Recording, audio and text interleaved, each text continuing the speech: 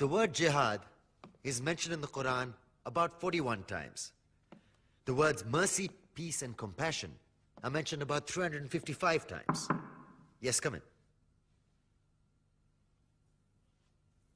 Come on in, Riaz. Sit down, please. Contrary to popular belief in most Western cultures, Islam is a religion that preaches peace and tolerance. Yes, Patricia.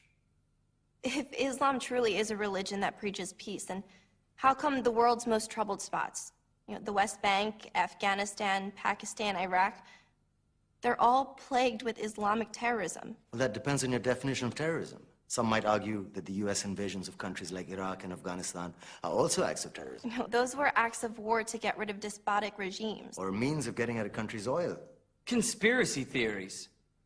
Well, May I? Yes, please. Go ahead, Riaz. Mr. Khan is right.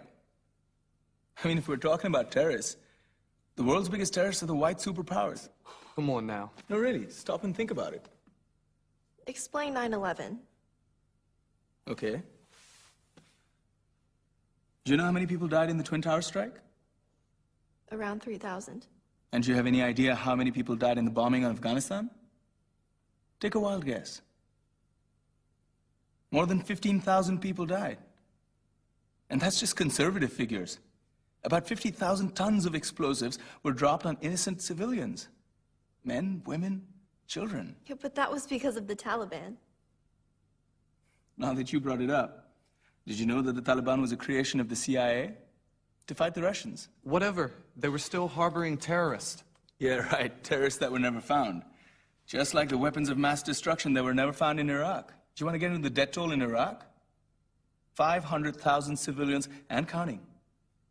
And what do Britain and America say when they don't find these weapons? It's simple. They just say sorry. And still refuse to relinquish control of these countries. What are you trying to say? What I'm trying to say is that just because you're American, wear a fancy suit, and call yourself the president, doesn't make you any less of a terrorist. I'm saying that if you don't stop meddling in other people's countries, you will face a backlash. If Muslims like you feel that way, then why don't you get out of our country? We will. As soon as you promise to leave ours.